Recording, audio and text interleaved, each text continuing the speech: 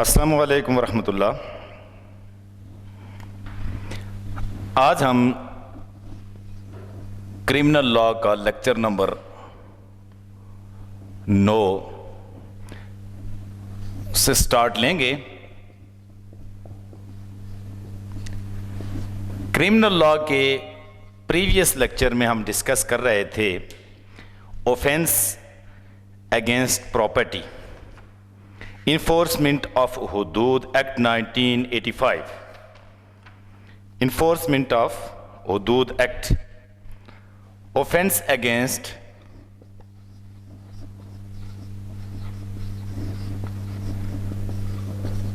Property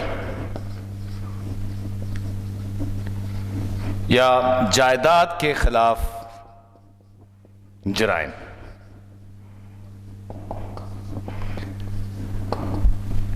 पिछला हमारा lecture ख़त्म हुआ था थेफ्ट लायबल टू हद पे।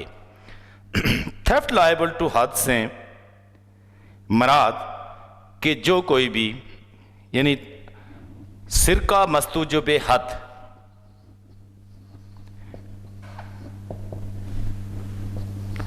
थेफ्ट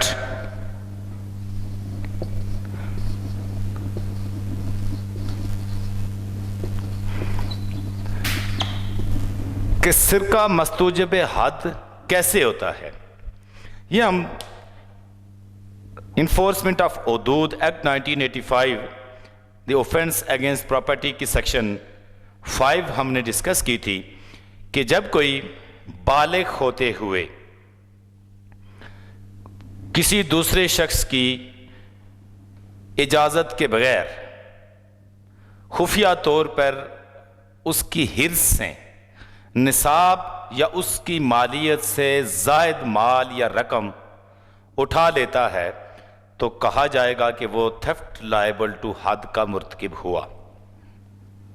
अब इसमें मुख्तलिफ सूरतें, निसाब के बारे में भी हमने डिस्कस कर लिया था कि निसाब से मराद है यानी कम से कम कितना माल चोरी हो। निसाब से मराद है कि वो मिकदार कि जो माल या प्रॉपर्टी उस मिकदार की इतनी मालियत की चोरी होगी तो कहा जाएगा कि वो थेफ्ट लायबल टू हद है। और उसके लिए जो कानून में निसाब मुकर्रर किया है वो है 4.457 ग्राम गोल्ड या 4.457 ग्राम सोना या इसकी मालियत के बराबर या इससे ज़ायद अगर माल कोई खुफिया तौर पर दूसरे की इजाज़त के बगैर उसके हिर्स से उठा लेता है तो कहा जाएगा कि वो थेफ्ट लायबल टू हद का मुर्तकिब हुआ। और हिर्स के बारे में भी हम पढ़ चुके कि हिर्स से मराद हैं प्रॉपर्टी की हिफाजत के लिए किया गया माकूल इंतज़ाम होता है। इसमें मुख्तलिफ सूरतें हैं। एक सूरत यह है कि अगर कोई शख्स किसी के घर में इंटर होता है चोरी करने की नीयत से और वहाँ से वो माल इस कदर माल चोरी कर लेता है, उठा लेता है कि जो निसाब की मालियत के बराबर है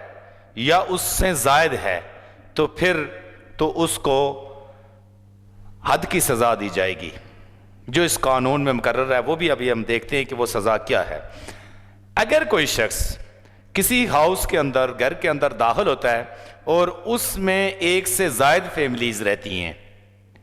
वो हर एक फैमिली के हिस्से से चोरी करता है, लेकिन उस चोरी की जो मालियत है, जो उसका निसाब है हर एक हिस्से से वो 4.457 ग्राम से कम है। बेशक मजमूई तौर पर इसकी मालियत से निसाब से बढ़ गया वो, लेकिन जब वो हर एक हिर्स के ऊपर तकसीम करेंगे तो हर एक हिर्स में जो चोरी हुई वो 4.457 ग्राम से कम है, तो लिहाजा उसको हद की सज़ा नहीं दी जा सकती। मसलन एक आदमी एक मकान में दाखिल हुआ और उसमें 3 फैमिलीज रहती थी। उसने एक फैमिली के हिस्से से जो सोना चोरी किया वो 4.457 ग्राम से कम है। दूसरी की हिर्स से भी उसने सोना चोरी किया लेकिन वो इस निसाब से कम है, और इसी तरह उसने तीसरी फैमिली के हिस्से से भी थेफ्ट किया, चोरी किया, वो सोना भी इस निसाब से कम है। लेकिन जब हम तीनों को जमा करेंगे तो उनकी मालियत इस निसाब से बढ़ जाती है। ऐसी सूरत में हद का निफाज नहीं होता, क्योंकि एक हिर्स से जो उसने चोरी की वो इस निसाब की मालियत के बराबर होनी चाहिए या उससे जायद होनी चाहिए। इसी तरह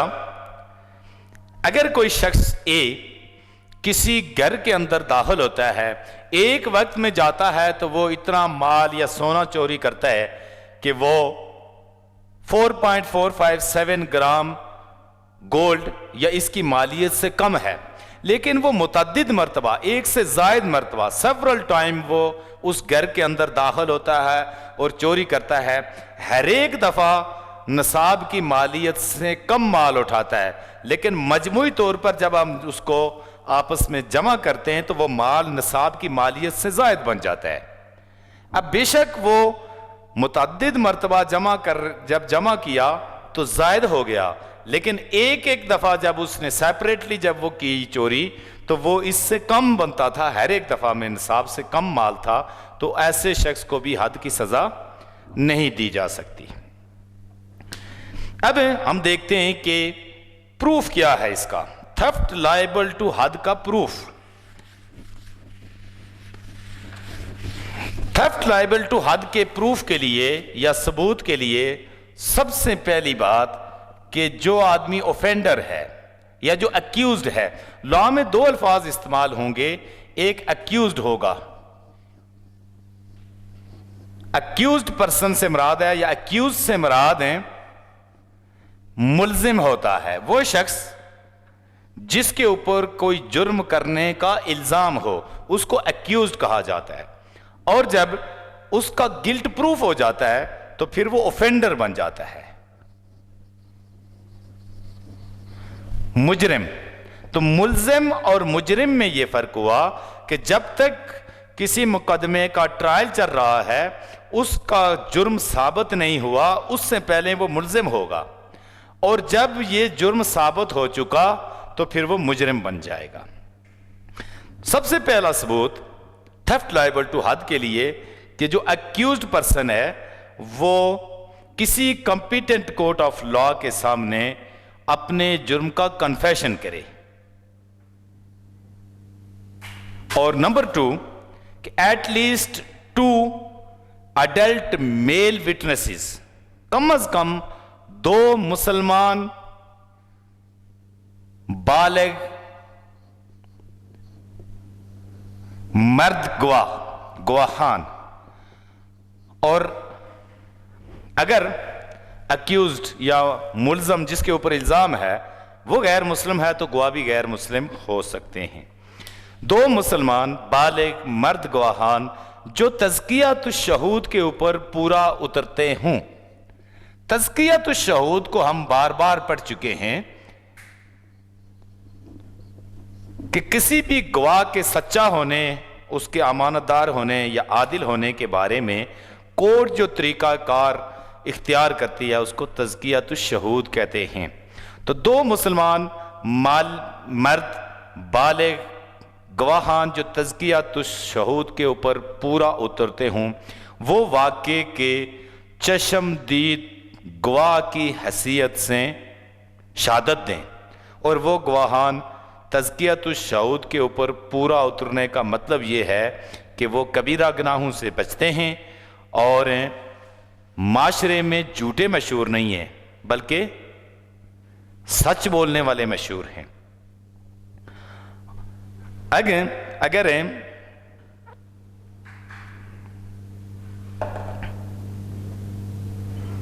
ये तो सूरत हुई थेफ्ट लायबल टू हद के सबूत के लिए। अगर एक से जायद मुल्जिम हों फिर क्या होगा, हद कैसे नाफिज होगी? यानी थेफ्ट करने वाले, सिरका करने वाले जो अशखास हैं वो एक शख्स नहीं था बल्कि एक से ज़ायद लोग हैं जिन्होंने किसी घर के अंदर या किसी हिर्ज के अंदर दाखिल होकर तो माल सिरका किया। वो 2 हैं, 3 हैं, 4 हैं, उनके ऊपर हद नाफिज करने के लिए ज़रूरी है कि जब माल की तकसीम हो उनके दरमियान में डिस्ट्रीब्यूट किया जाए तो हर एक के हिस्से में नसाब की मालियत या उससे ज़ायद माल आना चाहिए। मसलन 4 लोगों ने मिलकर सिरका किया और जो माल उन्होंने किसी हिर्ज से उठाया उसको अगर 4 हिस्सों में, और ये चारों हिर्ज के अंदर दाखिल हुए माल उठाने के लिए, इन्होंने जो माल उठाया वो अगर 4 हिस्सों में तकसीम किया जाए तो हर एक शख्स के हिस्से में नसाब से कम मालियत का माल आएगा, तो फिर इनके ऊपर हद जारी नहीं हो सकती। लेकिन अगर हर एक के हिस्से में नसाब या इससे ज़ायद मालियत का माल आता है तो फिर हद जारी होगी। अब हम देखते हैं कि जब हद की सजा हद रखी गई है थेफ्ट के लिए, तो वो सजा क्या है? थेफ्ट लायबल टू हद या punishment for theft liable to हद। सिरका मस्तूजबे हद की सजा। सिरका मस्तूजबे हद की सजा है कि whoever commit theft liable to had for this first time, if he commit theft first time, अगर उसने पहली दफा चोरी का इर्तिकाब किया है, चोरी के जुर्म का इर्तिकाब किया है, तो फिर उसका सीधा हाथ, दायां हाथ कलाई से काट दिया जाएगा। अगर उसने दूसरी दफा चोरी या सिरका किया या एक से दूसरी बार वो थेफ्ट का मुर्तकिब हुआ, तो फिर उसका बायां पांव घुटने से काट दिया जाएगा, यानी टखने से काट दिया जाएगा, सॉरी। और अगर उसके बाद भी वो थेफ्ट या चोरी का मुर्तकिब होता है तो फिर उसको उम्र कैद की सजा दी जाएगी।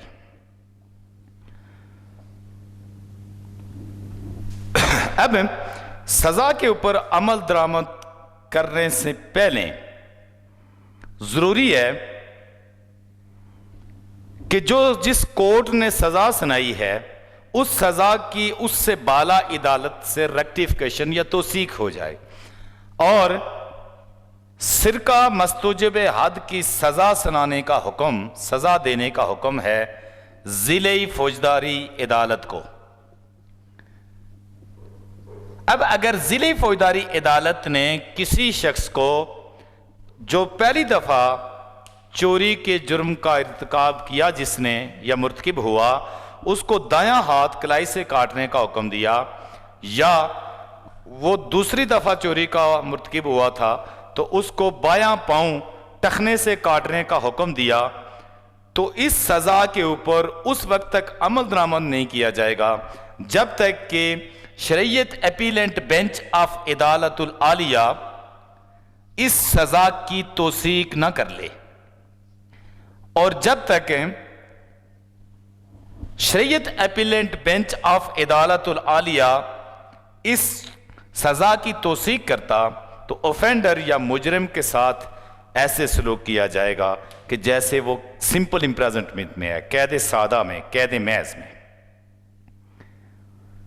और हाथ काटने की सजा या पांव काटने की सजा अथॉराइज्ड या मजाज मेडिकल ऑफिसर के मशवरे से की जाएगी। और अगर at the time of execution of punishment सजा पर अमल दरामद करते वक्त मजाज मेडिकल ऑफिसर ये राय देता है कि इस सजा के ऊपर अमल दरामद से मुजरिम की मौत होने का खदशा है, डेथ होने का खदशा है, तो फिर वो सजा के ऊपर अमल दरामद रोक दिया जाएगा उस वक्त तक कि जब तक फिर वो डॉक्टर या मजाज मेडिकल ऑफिसर इसके बारे में दोबारा राय देता कि वो अब इस काबिल हो चुका है। अब बात सूरतें ऐसी होती हैं कि जिनमें थेफ्ट या सिरका तो होता है, लेकिन उस सिरका में हद की सजा जारी नहीं की जा सकती।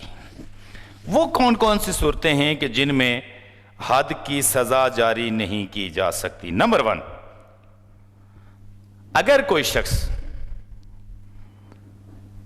जिसकी चोरी हुई है, जिस शख्स की चोरी हुई, चोरी करने वाला शख्स उसका बाप, दादा, परदादा या ऊपर तक है, तो फिर हद की सजा नहीं होगी। या चोरी करने वाला बेटा, पोता, पड़पोता या नीचे तक है, ऐसी सूरत में हद की सजा नहीं दी जाएगी। इसी तरह भाई, बहन, मां, बाप,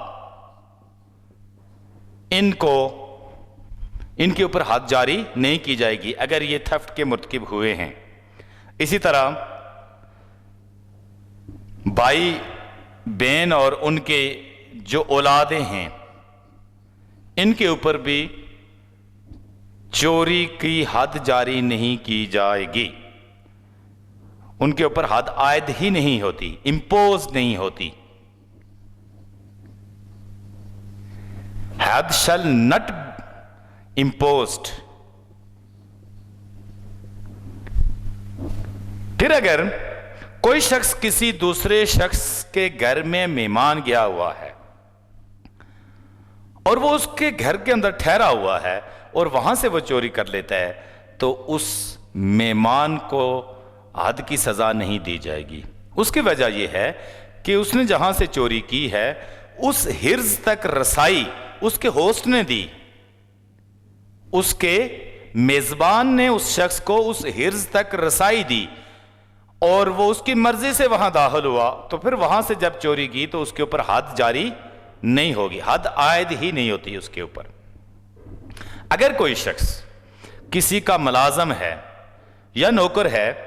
और वो उस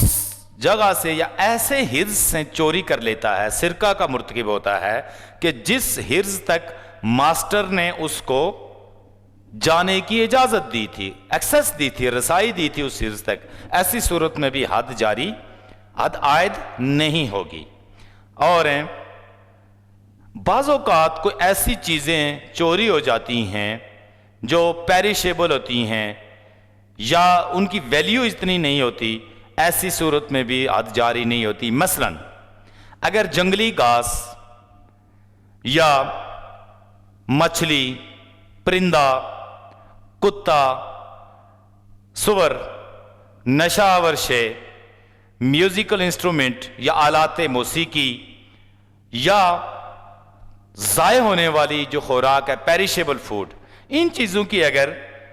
कहीं चोरी हो जाती है, सिरका हो जाता है, तो फिर ऐसी सूरत में भी हद आयद नहीं होती। अगर एक सूरत और है कि जिसमें हद आयद नहीं होती कि अगर चोरी करने वाला शख्स या ऑफेंडर उसने जिस माल की चोरी की, सिरका किया, उस माल में वो शेयर होल्डर है, उसमें हिस्सादार है और उसकी अगर वो चोरी कर लेता है तो फिर भी उसके ऊपर हद आयद नहीं होती। अगर कोई कर्ज खा, कोई कर्ज खा अपने कर्जदार से, कर्जदार की हिर्स से चोरी कर लेता है और उसके कर्ज की रकम उससे सट ऑफ करके, मुजराई करके, मिनहा करके जो बाकी रकम बचती है वो निसाब की मालियत से कम हो, फिर भी उसके ऊपर हद का नफाज, ऐसे शख्स के ऊपर हद आयद नहीं होगी। और या कोई शख्स थेफ्ट करता है या सिरका करता है अंडर इकराए ताम, जो कोई इकराए ताम के तहत चोरी करता है, उसके ऊपर भी हद आयद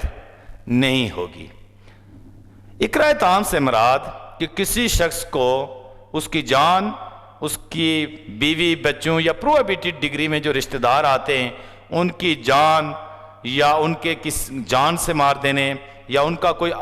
उज़्व या आर्गन ऑफ द बॉडी मुस्तकिलन जिस्म से जुदा कर देने या उनके साथ ज़ना बिल जबर या अननेचुरल ऑफेंस यानी सोडामी का खौफ दिलाकर अगर कोई काम किया जाए तो ऐसी उसको इकराए ताम कहा जाता है। और जो कोई इकराए ताम के तहत सिरका का मुर्तकिब हुआ तो ऐसे शख्स के ऊपर हद इम्पोज नहीं होती, उसके ऊपर हद आयद ही नहीं होती। अगर कोई शख्स इकराए ताम या इज़्तिरार की सूरत में थेफ्ट करता है, इज़्तिरार से मुराद वो कैफियत है कि जिससे आप दो चार हैं, आपकी जान को खतरा है, आपको खाना नहीं मिल रहा और आपको ये खतरा इस कदर इज़्तिरार है कि आप मर सकते हैं, तो फिर ऐसी सूरत में अगर कोई आदमी सिरका का मुर्तकिब होता है तो उसके ऊपर हद इम्पोज नहीं होती। इसी तरह अगर कोई शख्स प्यास में मुब्तला है और इस कदर शदीद प्यास है कि अगर उसको पीने की कोई चीज़ ना मिली तो वो मर जाएगा, तो ऐसी सूरत में अगर वो थेफ्ट का मुर्तकिब होता है तो उसके ऊपर हद इम्पोज नहीं होती। इसका मतलब इस्तरार से मतलब ये हुआ कि खाने या पीने की इतनी शदीद तलब, भूख या प्यास है कि इस सूरत में अगर कोई सिरका का जुर्म करे तो उसके उपर हद आयद ही नहीं होती। अब बात सूरतें तो ऐसी होती हैं कि इनमें हद आयद नहीं होती, मसलन इम्पोज नहीं होती, जो अभी हम डिस्कस कर चुके। बाज ऐसी सूरतें हैं कि जिनमें हद इन्फोर्स नहीं हो सकती। इन्फोर्स का मतलब होता है नाफिज होना और इम्पोज का मतलब है आयद होना। इन दोनों में डिफरेंस ये है कि ये थेफ्ट का, चोरी का या सिरका का वो मुकदमा है कि हुआ तो सिरका, लेकिन इसके ऊपर हद का इतलाक ही नहीं होता, हद की सजा इसको दी ही नहीं जा सकती। जबकि दूसरी सूरत यह है कि हद की सजा तो दी जा सकती लेकिन नाफिज नहीं हो सकती। इम्पोज और इन्फोर्स में यह फर्क हुआ कि इम्पोज का मतलब हुआ कि इस शख्स के ऊपर हद आयद ही नहीं होती, हद का इतलाक ही नहीं होता। जबकि दूसरी सूरत है इन्फोर्स की, ये वो शख्स होगा जो थेफ्ट का मुर्तकिब हुआ, इसके ऊपर हद इम्पोज तो हो सकती है ना, लेकिन इसके ऊपर वो हद नाफिज नहीं हो सकती। हद की सजा तो उसको दी जा सकती है, लेकिन ऐसे कोई एक्सेप्शनल हालात हैं कि उस सजा के ऊपर अमल दरामद नहीं हो सकता। वो कौन कौन सी सूरतें हैं कि जब किसी शख्स के ऊपर सजा, हद की सजा का इतलाक ना होता, इम्पोज ना हो सकती, इन्फोर्स ना हो सकती हो। नंबर 1, अगर थेफ्ट जो है वो प्रूव हुई है बाय कन्फेशन ऑफ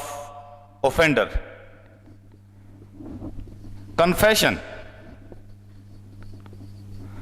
कन्फेशन का मतलब है इकबाल जुर्म।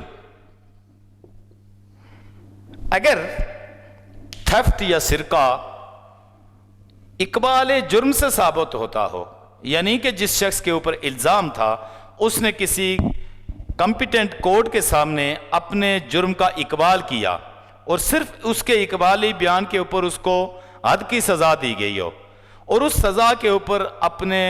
अमल दरामद से पहले पहले वो शख्स अपने बयान से रिट्रैक्ट कर चुका हो, फिर चुका हो, इनकार कर दिया हो उसने, तो फिर भी उसके ऊपर हद इन्फोर्स नहीं की जा सकती, नाफिज नहीं की जा सकती। नंबर 2, जब हद गवाहों की शहादत से हद की सजा दी गई हो और उस सजा के ऊपर अमल दरामद से पहले पहले कोई गवाह अपने बयान से मुनरफ हो चुका हो, फिर चुका हो, इनकार कर दे, तो फिर भी हद नाफिज नहीं की जा सकती। और अगर किसी शख्स को हद की सजा सुना दी गई लेकिन अमल दरामद से पहले पहले जो कंप्लेनेंट है विक्टिम जिसने ये कहा था कि मेरी चोरी हुई है, वो अपना जो इल्जाम था वो वापस ले ले, विड्रॉ कर दे इल्जाम से, फिर भी हद की सजा नहीं हो सकती। और अगर ऐसी भी सूरत हो सकती है कि दो गवाहों की शहादत से साबित होना था हुआ कि इस आदमी ने चोरी की है, थेफ्ट किया, और उनमें से एक गवाह मुनर्रफ हो जाए, एक बाकी बच जाता है, लिहाजा एक गवाह की बुनियाद पर किसी शख्स को हद की सजा नहीं दी जा सकती। और ऐसी सूरत भी है कि अगर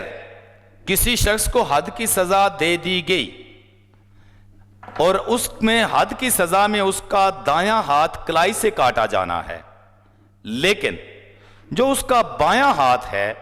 उसका अंगूठा ही नहीं है, उसका अंगूठा पहले से मौजूद नहीं है, या उसके बाएं हाथ की 2 उंगलियां पहले से मौजूद नहीं हैं, तो इसका मतलब है यह हाथ उसका जाया है। या अगर उसको बायां पांव काटने की सजा दी गई लेकिन उसका दायां पांव नाकारा है पहले से ही, तो ऐसी सूरत में हद नाफिज नहीं की जाएगी। और जब ऐसी सूरतें हों, पहली 2-3 सूरतें कि जब ऑफेंडर या मुजरिम अपने बयान से रिट्रैक्ट कर जाए, कन्फेशन से रिट्रैक्ट कर जाए, या दूसरी सूरत में कि कोई गवाह मुनर्रफ हो जाए, या तीसरी सूरत में कि जो विक्टिम था या इल्ज़ाम लगाने वाला शख्स था वो अपना इल्ज़ाम वापस ले ले, तो कोर्ट फिर जो है वो मुकदमे के हालात को सामने रखते हुए कोई प्रॉपर ऑर्डर जारी करेगी। और ऐसी सूरत में कोर्ट जो सजा के लिए जो रिकॉर्ड के ऊपर एविडेंस मौजूद है उसकी मौजूदगी में कोई हुक्म सादर कर सकती है। नेक्स्ट एक बात इसमें ऐसी भी आई है कि जब ऐसी सूरत है कि जिस शख्स के ऊपर हद आयद नहीं होगी, हद नाफिज नहीं होगी, तो फिर उसके साथ कैसे डील किया जाएगा। इसके लिए थेफ्ट की हमने एक और किस्म पढ़ी थी, थेफ्ट लायबल टू ताजीर। थेफ्ट लायबल टू ताजीर या सिरका मस्तूजबे ताजीर।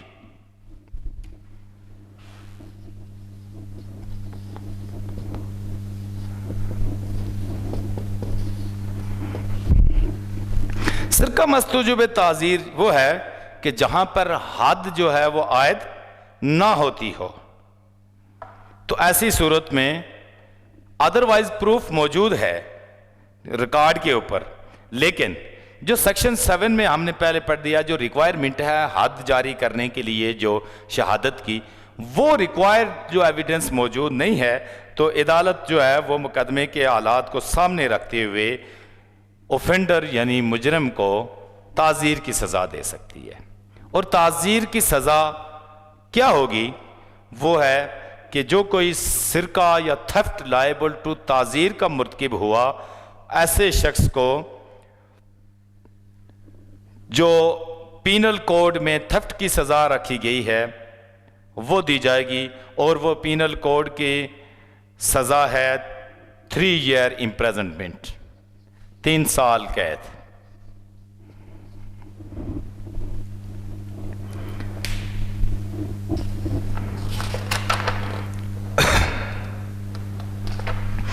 ये है सेक्शन 379 पीनल कोड की, जिसमें थेफ्ट की सजा रखी गई है 3 साल और जुर्माने की सजा भी हो सकती है। अब एक लफ्ज और इसमें इस्तेमाल होगा, हराबा।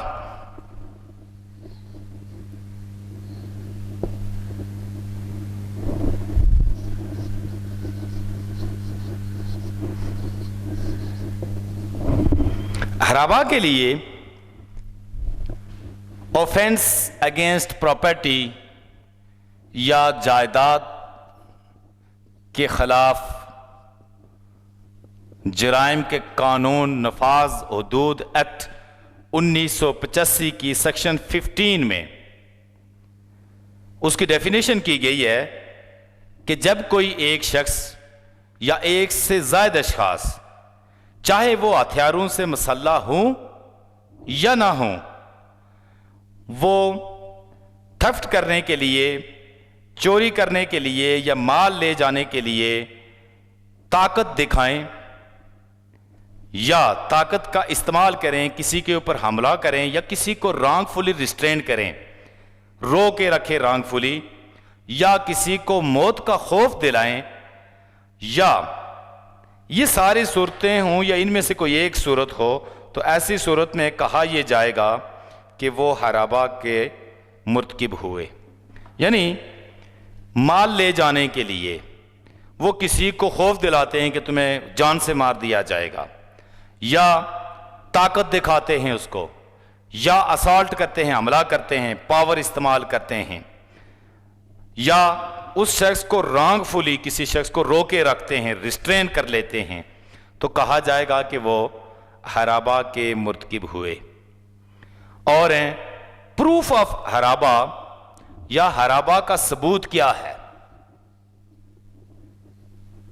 हराबा का सबूत जो हमने थेफ्ट लायबल टू हद में पढ़ा कि सबसे पहले जो मुल्ज़म है, पहला सबूत यह है कि वो मुल्ज़म किसी कॉम्पिटेंट कोर्ट के सामने अपने जुर्म का इकबाल कर ले, कॉन्फेशन कर ले। और नंबर टू अडल्ट मेन मुस्लिम विटनेसेस, आई विटनेसेस, ये दो मुसलमान बालिग मर्द गवाहान बतौर चश्मदीद गवाह के शहादत दें, और गैर मुस्लिम होने की सूरत में गवाह गैर मुस्लिम भी हो सकते हैं। अब हराबा की सजा देखते हैं कि वो क्या है। हराबा की सजा है कि जो कोई भी हराबा का मुर्तकिब हुआ और ऐसे हराबा के दौरान में कोई मर्डर या कत्ल नहीं हुआ और ना ही प्रॉपर्टी से मुतल्लिक कोई जुर्म हुआ, यानी कोई वो जायदाद नहीं ले जाई गई, उसमें ताकत,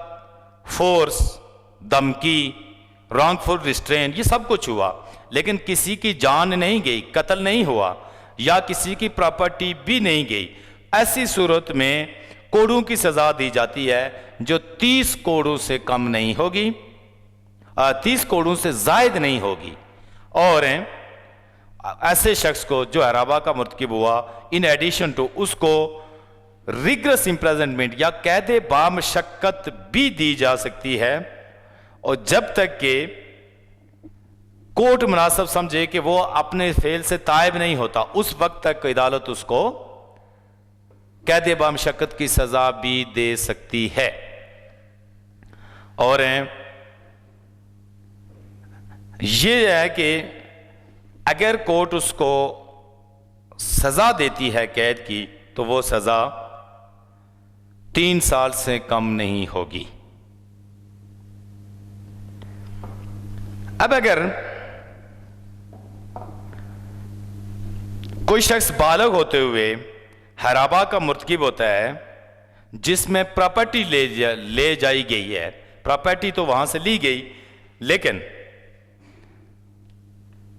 उसको किसी शख्स को हार्ट नहीं पहुंचा या जरर नहीं पहुंचा, तो ऐसी सूरत में जो सब सेक्शन 1 में सजा रखी गई है वो भी उसको दी जाएगी। अब हम next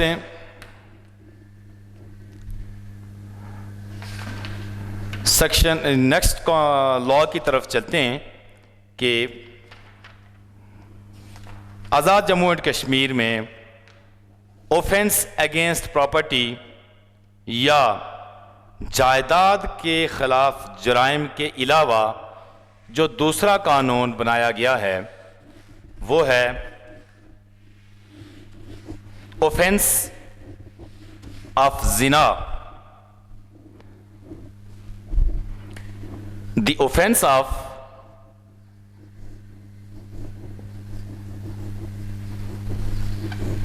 Jinnah, enforcement of Hudood act 1985 या नफाज हुदूद एक्ट 1985, इसको हम देखते हैं कि ये क्या है और इसमें हदें कैसे जारी होती है।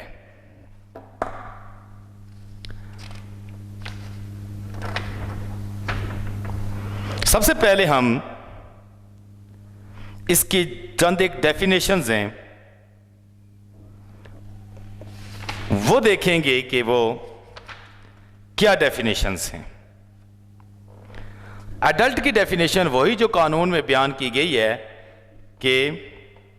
Adult mean a person who has attain being a male the age of 18 year and being a female age of 16 year और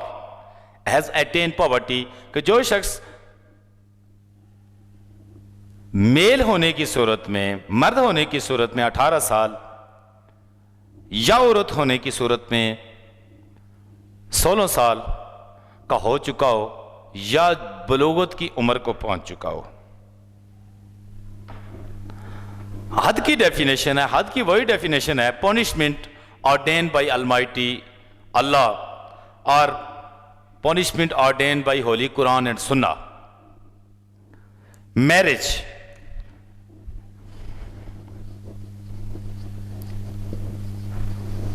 मैरिज से क्या मुराद है? मैरिज मीन ऐसी शादी जो किसी कानून की रूह से वाइड ना हो, यानी बातिल ना हो, यानी किसी कानून से मुराद कि किसी शख्स के पर्सनल लॉस के तहत वो वाइड या बातिल ना हो और वो एक दूसरे के साथ हैं, म्यूचुअल अंडरस्टैंडिंग से वो तय पाई हो, उसको मैरिज या शादी कहा जाएगा। मोहसिन, मोहसिन की टर्म है